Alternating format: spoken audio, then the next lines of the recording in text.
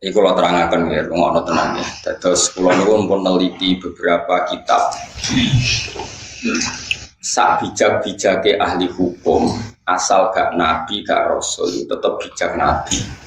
Senajan to cara zahir nabi rasul itu penuh dengan ketegangan. Bisa ulang lagi penuh dengan ketegangan. Misalnya contoh gampang ya.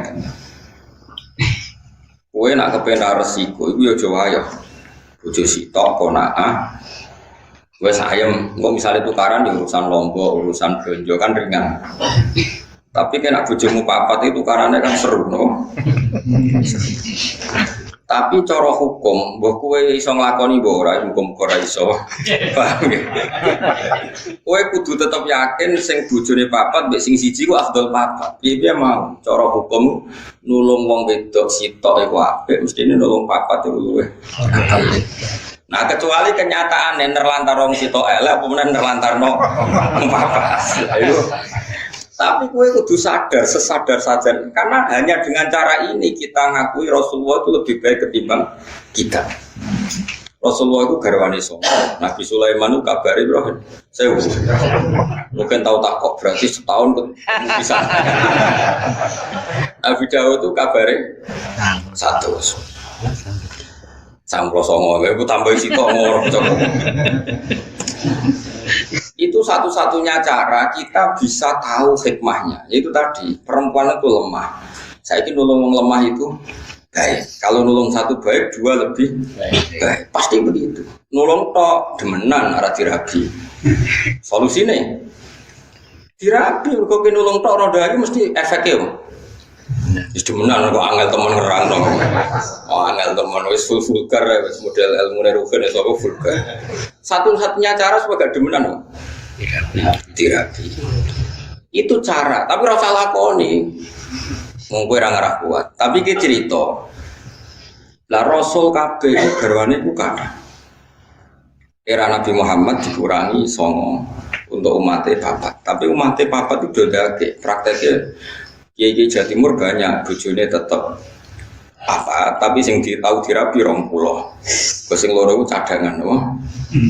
Sing loro kan dipegat-pegat anggar bar di anak dipegat. Jadi akhirnya rabine mau papat tapi tahu ngrasakno wong 20. Tapi ora sandekan, kok ora sandekan Mas. Masalah dalam fikih.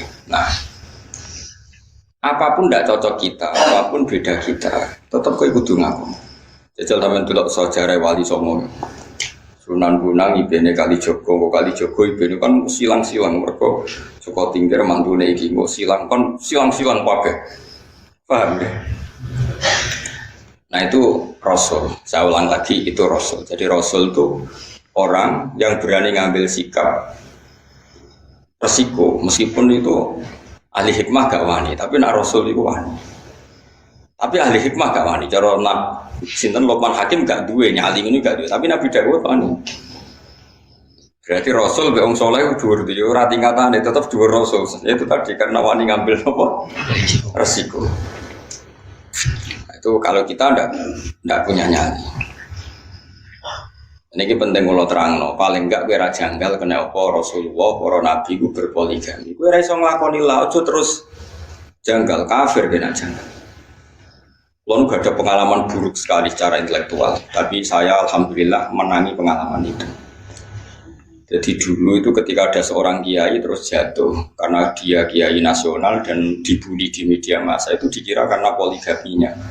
Sehingga sampai orang itu yakin bahwa poligami itu buruk karena poligami itu disinyalir karena hiperseks. Karena seksnya berlebihan sehingga seorang kiai butuh poligami. Sehingga semua media menulis betapa buruknya poligami dan pasti motivasinya itu hiperseks yang berlebihan. Ternyata penulisnya, kenapa saya mengatakan trauma intelektual? Karena saya itu dulu pernah husnudzon bahwa penulis-penulis itu tak kira muslim yang baik atau dengan pikiran keislamannya. Ternyata itu disusupi non-muslim supaya orang itu janggal dengan poligami. Setelah janggal berarti nanti orang Islam janggal dengan nabinya. Gayanya janggal sama kiai itu, tapi lama-lama janggal dengan nabinya, itu bahaya. Makanya kita meskipun tidak berani poligami, Tidak beraninya macam-macam, mau dibiayai, wedi sing asli Melayu, macam-macam lah sebab itu kan macam-macam. Karena 1 tambah 1 tetap 1, karena lari 1 kadang lari dua-duanya. Jadi itu kan gambling ya, apa berjudi. Atau delian, itu senangnya yang dia atau delian barang. Tapi apapun itu kita harus mirip-mirip Nabi, niru Nabi. Kalau menolong orang 1 itu baik, harusnya 2 itu lebih baik, harusnya 4 lebih baik. Kalau punya 1 saja masalah, berarti 4 lebih masalah. Kita hanya ngomong gitu terus. Nah terus hukumnya biar Gus, hukumnya ya unik, pokoknya paham ya? Hukumnya biar hukumnya ya. Misalnya kayak kalau mulang wong siji ku apik. Mulang wong loro luwih apik, mulang sak musala luwih apik. Tapi nek kowe mulang ora bener bodoni wong sitok wae dosa. Pomene bodoni wong sak musala. Hukume ya semono. Lah terus piye ya ora piye-piye pokoke hukume. Nah itu Rasul dengan hikmah itu Rasul itu di atas hikmah. Ya, Rasul itu misalnya contoh gampang gini. Kita tak judono bodone wong zuhud. Tapi luwih bodho kowe ya, maksudnya iki bodone wong zuhud tetep luwih bodho kowe. Ana wong zuhud juga dhuwit wong kafir. Ya dhuwit wong kafir 1 juta misalnya. Ojo partai, nak partai kan nyuwak. Kok nang contohno partai tertentu ning Indonesia sing non muslim ojo contohnya ojo partai iku sebulan bodho bulet ya. Sing bulan maksudnya. Tak baleni malih. Misalnya Mustafa kan gayanya zuhud, jenggotan dilo, terus kadang bebo trakum, naruh wong, pokoknya modelnya jadab, terus koyo wis soleh-soleh. Itu nak dikei duit non muslim 1 juta itu gak gelem, dipakano anake wedi haram, disubangno masjid wedi ra ditampa mergo duit kok wong kafir. Dikene bojone kok jadi daging haram. Itu zuhud. Tapi di atas itu ada makom yang di atas zuhud. Cara berpikir begini.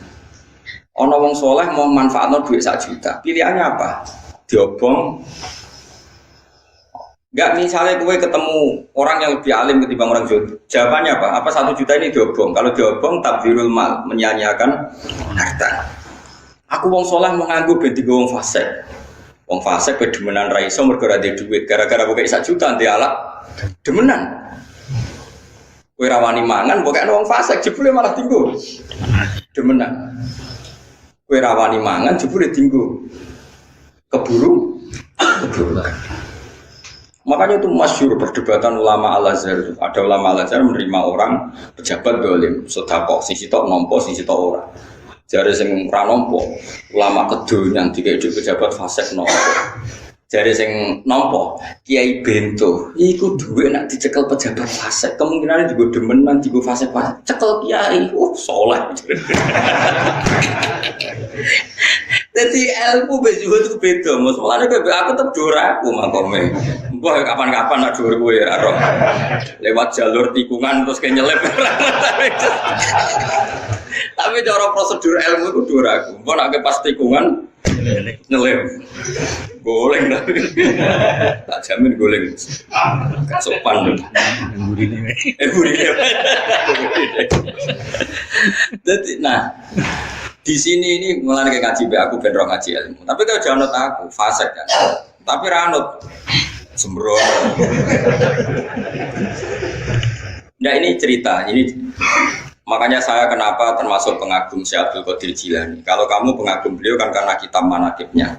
Kalau saya enggak, saya ini punya kitab banyak karangan beliau. Termasuk yang paling terkenal itu Al-Hunyah, terus Al-Futuhat Al-Ilahiyah, terus banyaklah karangan beliau. Yang orisinil maksudnya, yang mansub ilaihi, yang memang orisinil ada sanadnya, bukan yang matsus ya, bukan kitab yang sebetulnya agak karangan beliau tapi dianggap. Karena di dunia kitab juga resiko ada yang namanya matsus apa?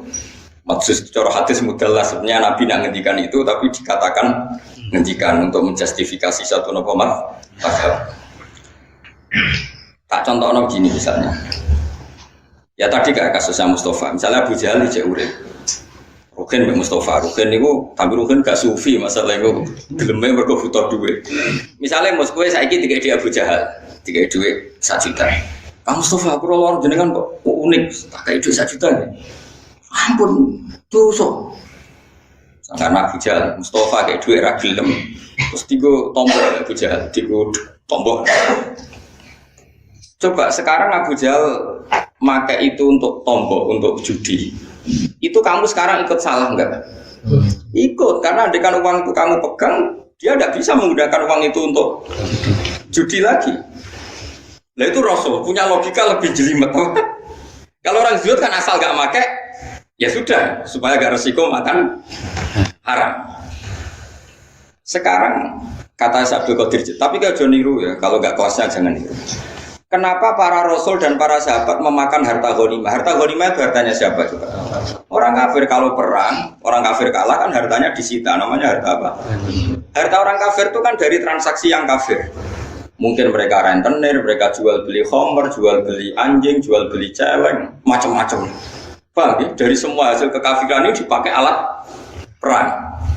Setelah perang kalah, Nabi nggak ngambil itu. Makanya semua ilmu itu ada silsilahnya, Kefuan. Kata Nabi, saya diberi ilmu 5 yang Nabi dulu nggak dikasih. Di antaranya ghanimah. Ukhillat lanal ghanaim walam takhilla li ahadin qabli. Ghanimah di era saya halal, tapi nabi-nabi dulu tidak. Kenapa di nabi-nabi dulu ghanimah tidak halal? Nabi Musa enggak boleh makan rampasan Firaun. Nabi Ibrahim enggak boleh makan rampasan Namrud karena miliknya orang. Tapi kata Nabi, untuk saya boleh. Itu lama itu menduga-duga, kok aneh. Nabi kok, nabi pilihan kok malah enggak boleh, malah boleh memanfaatkan ghanimah. Terus ulama-ulamanya Rasulullah itu kan pinter-pinter. Ternyata kaidahnya adalah darul mafasid muqaddamun ala jalbil masalih. Kalau harta itu dikembalikan ke pasukan kafir yang kalah. Taruh saja misalnya tentara, misalnya perang sama Papua yang pengancam keamanan. Bareng untuk celeng, untuk babi. Terus dibalen, monggo ini gadani jenengan jadi sate meneh. Aduh disita, tapi coba pangan babi nah coba pangan. Kok haram ainiyah napa? Haram ainiyah. Paham ya? Nah, termasuk contohnya wong wedok kan lagi sing senengane rugen. Nah, ana wong wedok kafirah, perang kalah. Kan cah wedok iki jadi aman. Mergo nek belakno wong kafir monggo. Berarti nanti memproduksi generasi atau populasi atau turunan kafir. Tidak dikeloni ruhin, kan terus lahir keriting-keriting mukmin. Manfaat. Paham ya? Paham ya? Lagi jenenge amat, nama? Tapi ojo langsung mek salah sitok kan. Gentinya akad alat ditunjuk imam ya. Gentinya akad tuh ditunjuk. Jadi misalnya perang, kalau cawe jok 10, aku imame. Iki rambutnya lurus ya sing wae rugen. Sing gaul celanan sini kowe Mustafa dadi tak silang-silang ben kuapok ngrumat cah gaul ben bangkrut. Jadi ora kok langsung mek sitok halal, harus ditentukan imam. Lah penentuan imam nanti mengganti apa? Akad. Tentu secara psikologi modern kita janggal bagaimana Nabi menghalalkan ghanimah atau perempuan yang kalah di perang. Orang perempuan yang terus ning Jakarta pecekeli boten yang kalah dalam medan perang. Logikanya tadi perempuan itu kan alat produksi. Kalau dikeloni rugen, lain orang mukmin. Senajan itu bawa ling-ling, tapi tetap mukmin. Sekruiting, pelayan, tetap yang musola. Bapaknya merbot musola. Tapi nak dikeloni wong kafir, ya nanti produksi. Lagi lahir di sepul kafir, di umbah banyu kuning kafir. Cili istilahnya, klonang-klonang butuh gereja. Nah, sekarang pilihannya pertanyaannya adalah menghalalkan ghanimah untuk Nabi Muhammad dengan mengharamkan era Nabi Musa, kualitas ilmunya bagus mana coba? Bukan Nabi Musa. Tak terang orang paham. Wes tak terang subhanallah. Dengan penjelasan seperti itu, paham ya? Halal ghanimah dimanfaatno sahabat atau zaman Nabi dimanfaatno Nabi, ambek diharamno zaman Nabi Ibrahim kualitas haram halal apa endi? Apa halal? Mergo halal plus darul nafas. Saiki misalnya aku digarong penjahat, terus contoh gampang aku digarong penjahat, tentu penjahat garong aku bawa senjata. Bareng tak taklukno, berhubung aku zuhud kok Mustafa, monggo gadane jenengan butuh langsung. Ya tiga jahat meneh blok goblok paham ya? Harus saya sita. Berhubung saya ini TNI atau Polri, nanti senjata ini untuk penguatan NKRI harga mati. Timbang kembali ke gerakan Papua. Orang iso terus Mustafa pakai khusyuk. Mboten harum niku haram. Bawa calon Sulam Taufik ora ono. Sulam Taufik yo ngalim sembrono, tetep ora koyo kowe madzhabi. Ujek muni Nabi Musa. Nabi Muhammad sembrono. Faham tak Mas? Artinya gini ya, orang soleh itu tidak akan menandingi ilmunya para nabi, para rasul. Karena ilmu nabi rasul itu lebih akurat. Meskipun cara dohir nyaman yang soleh, dukung dunia subhat ada emoh. Paham ya? Tapi kayak jo niru, nak soleh menyeniki satu niru Mustafa, tetap pulau lah setuju. Pulau misalnya nyuwun sewu ono wong kafir nimbang pulau 1 juta, saya tetap milih nolak. Tapi saya secara ilmu tetap bilang menerima itu lebih baik karena dengan saya sita uang 1 juta itu kalau dia berzina ya tidak dipakai zina lagi. Tapi dengan saya kembalikan kan kalau dia berzina dipakai. Kalau dia penyumbang gereja dipakai nyumbang. Dengan kamu terima kan kayak penyitaan, apa? Paham tenan to Mas? Ini gak ikhlas sampai ilmu ini aku yakin. Sing kusuk-kusuk nang kene karepe ilmu iki gak ikhlas. Tapi kudu mbok tampa iki ilmu cocok ra cocok kudu mbok tampa. Wis saiki jawab, "Wayo ora wayo apa iki?" Apa wayo? Wis paham berarti Den. Tapi bahaya iki kanggo kowe wayo ora wayo. Bahaya wayo harus jawab kok. Hukumnya apik wayo nek dipraktekno. Bahaya. Lah itu sing disebut fakulu mimma ghanimtum halalan thayyiba. Tapi ya wattaqullah. Halalnya ghanimah itu halal yang karena alasan darul mafasid muqaddamun ala jalbil maslih. Mulane nggone Quran nek ana wong wedok mukminah hijrah ning gone Kanjeng Nabi padahal bojone do kafir. Terus bojone kafir ku nuntut supaya istrinya dikembalikan. Jawabe pangeran be fala tarjiuhunna ilal kuffar lahunna khillul lahum walahum yakhilluna lahum. Ora iso wong mukminah sing wis daiki Islam dibalekno ning bojone sing kafir. Engko ora dadi produksi wong kafir. Terus wong kafir ngeklaim, gak iso mat aku rabi ku entek akeh, mahar ku entek akeh, biayane yo entek akeh. Wa atuhum ma'anfaqu. Terus Kanjeng Nabi kena khitab mengganti biaya perkawinan. Iku hebatnya Nabi. Jadi kalau kalian malah mulane wong kudu ngaji be wong alim ben waras. Ojo nuruti rasa, mus Islam ojo nuruti rasa. Islam ku nganggo ilmu sih, engko lagi nganggo rasa. Ya mulane Lukman niku mau nyun sewu mau wong saleh. Tetep ilmune sak ngisore Nabi Daud. Nabi Daud senajan to ya rada aneh. Mana perang yo rabi, perang. Omar gak kowe nak ngomong mutiara. Tapi kan gak iso ngalahno kebatilan. Wong ngomong bijak itu kan ngono-ngono tok, tapi kan gak iso ngalahno kebatilan. Nak Rasul gak. Ngomong hikmah perang ngalahno kebatilan. Gak wani Lukman. Lan cuman gak wis cukup nderek jenengan mawon lha iku. Saiki gak gelem ngomong suwe kon anut wong alim, ngrasa luwih saleh, luwih ado kosub. Sukat sembrono. Ora oleh ana ilmu fatwa kudu anut wong alim. Wong alim biasane rada sarap sithik-sithik. Perkarane yo repot panjen. Hukume wis napa? Paham ini perlu kalau sampai no jenengan ngerti. Ya jadi halale mulane kabeh nabi ku mesti apik. Nabi Ibrahim, Nabi Musa diharamno ghanimah. Ya ora masuk akal, piye-piye dunyane wong kafir ku dari haram. Saiki wong kafir di dhuwit ana sing krono rentenir, jualan babi, jualan celeng. Misalnya wong Korea Utara, Korea Selatan coba transaksi babi saja berapa miliar. Berarti mereka punya uang dari transaksi uang apa coba? Haram. Makanya wajar saja kalau mereka perang kemudian jadi ghanimah oleh Allah diharamkan ghanimah itu karena materinya dari haram. Asal usulnya dari oke, itu juga satu kebenaran dan itu dipakai Allah untuk menghukumi, membimbing Nabi sebelum Nabi Muhammad.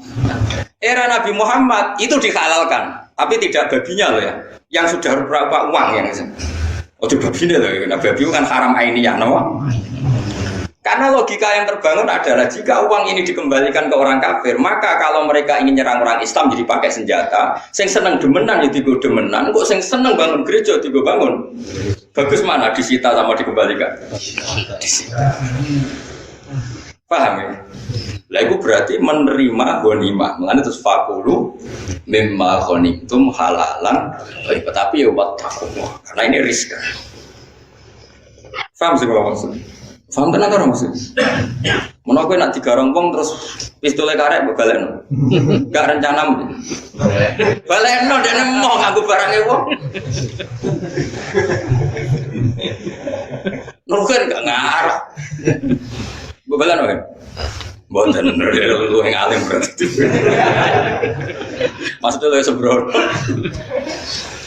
Mulane ngaji. Jadi kenapa Luqman itu ketika ketemu Nabi Dawud, ketika Nabi Dawud ya sudah jadi Nabi, dia langsung taslim, memaklumatkan diri kalau dia muridnya dan meninggalkan karena tadi ilmu wong soleh sekelas Luqman itu tidak apa-apanya dengan ilmunya Rasul. Rasul itu lebih keren, tapi memang lebih resiko mereka melawan kebatilan tentu lebih resiko.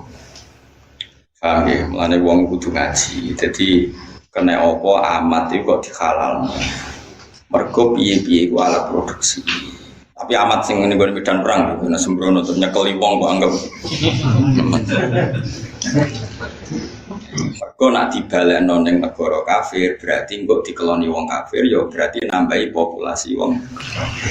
Misalnya nyuwun sewu kok saiki wong preman. Terus mereka berpopulasi secara besar-besar.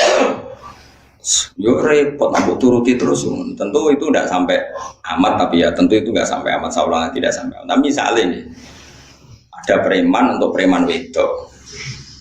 Terus kamu mengesahkan perkawinan. Ono ulama sing darani rasa. Cara aku nak masih mungkin dipisahkan, kita setuju yang ulama yang memisahkan. Dengan demikian tidak ada populasi kepremanan. Kok cara zahir preman lanang preman wedok nak duet itu kan yo bahaya nak populasi ini. Cara kula dadi ulama ditakoki sah nikahnya sama enggak milih sing pokoknya fashu apa? Harus apa? Fashu itu dibatalkan. Kalaupun nikahnya sah kita harus berfatwa kalau bisa dibatalkan karena dalam kitab-kitab fikih disebutkan jika seorang perempuan tahta syaukatil fasik dan fasiknya membahayakan agama itu fusikha bainahuma furriqa bainahuma harus dipisahkan. Ini penting karena kalau enggak kamu pisahkan nanti kamu membiarkan populasi kefasikan. Angko bojone piye kira birugen Mustafa. Tapi engko nek iki nang dalam maksada men sing bojo pertama mlayu. Ya golekno liyane, paham ya terus solusine di. Tapi apapun itu kita punya misi yang namanya agama itu tetap darul mafasid, menolak mafsadah. Disebut la dororo waladir. Apa saja yang membahayakan kita dan membahayakan orang lain itu dalam Islam harus dihilangkan. Saiki persenjataannya musuh. Contoh gampang menurut saya ilmunya Nabi itu sekarang yang diikuti tentara seluruh dunia. Di mana-mana misalnya coba kita ini menempati di Jogja, di Jakarta, banyak kan gedung itu milik Belanda. Karena itu peninggalan Belanda. Banyak senjata kita yang dulu merampas dari Belanda. Terus Mustafa ini sok khusum nih. Karena Belanda ini monggo iki dalem jenengan ini sing bangun mbah-mbahe. Oh itu soleh tapi bikin tuh, soleh tapi apa? Enggak, karena ini milik musuh kita dan kalau dipakai mereka ya kemafsadahan, ya kita sita dan itu akhirnya semua gedung dulu milik Belanda sekarang milik kita, persenjataan Belanda dulu yang kesita kita ya sekarang milik kita. Karena kalau kita kembalikan berarti membantu mereka menguasai persenjataan lagi bisa mengancam kita.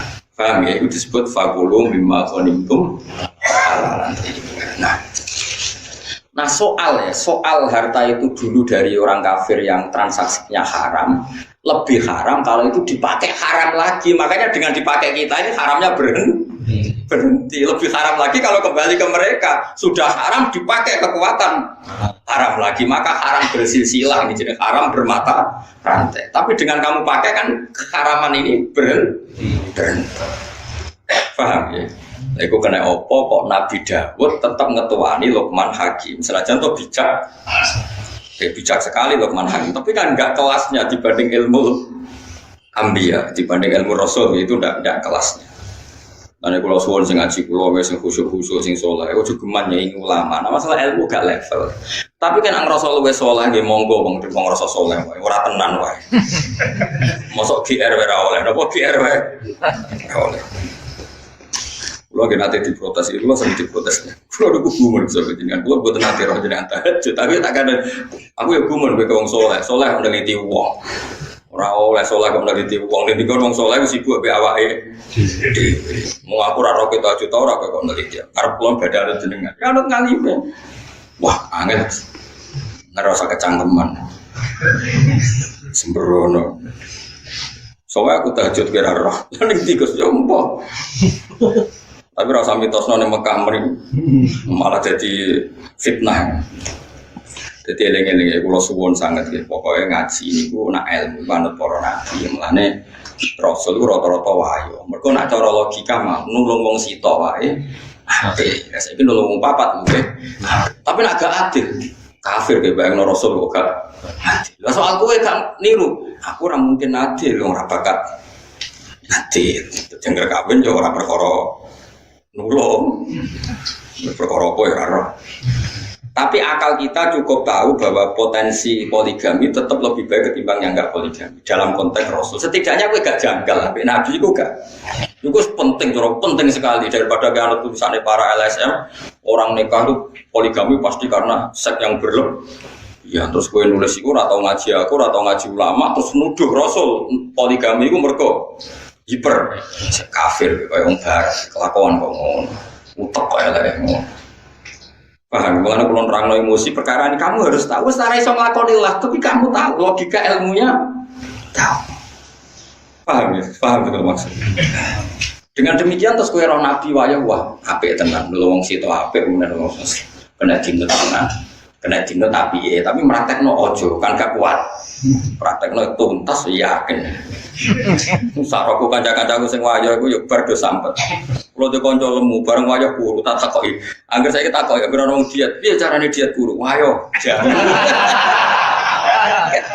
Wong e akrab ya kulo. Dhisik lemu bareng wayo langsung. Padahal bojo keduane wayo. Gara-gara iku dhisik iku yo apik bedene. Bareng dene wayo mulai berontak. Bisa sopan mungkin orang diragu. Berontak termasuk berontak itu pas anaknya cilik, wayang nyusui. Nah, semutung gak gelem nyusui. Bingung. Nyentak itu bojoannya, radi sentak gelem nyusui. Anaknya disusui sapi mau sok nasabnya sapi. Bingung, skuru. Nanti saya ikut. Nggak nanti saya ikut ya. Tak kau diet itu ya. Wayang terus. Diet kok. Ya tapi wae kalau suwun ngaji ya pokoknya kena apa melane sinten di antara yang didakwakan Abdul Qadir Al-Jilani teng kitab Al-Buryan itu kenapa ghanimah itu halal padahal ghanimah itu min amwalil kufar yang notabene dari transaksi yang haram karena ini penyitaan barang haram yang supaya enggak dipakai haram lagi. Anak ngono BNN nangkep narkoba terus berhubung boten gadan kula niki haram jenengan damel harus kita hancurkan. Tapi kalau ain kayak narkoba kudu dihancur oleh dinggo. Jadi kayak celeng, asu, terus narkoba kudu dihancurno. Tapi nek kayak senjata mbok hancurno kan takdir harus dipakai untuk kepentingan negara. Pokoknya walhasil itu kudu ono penyitaan ya, kudu ono apa? Kalau masih bisa digunakan secara halal digunakan, kalau enggak ya dihancurkan. Kayak narkoba ya tentu pilihannya dihancurkan.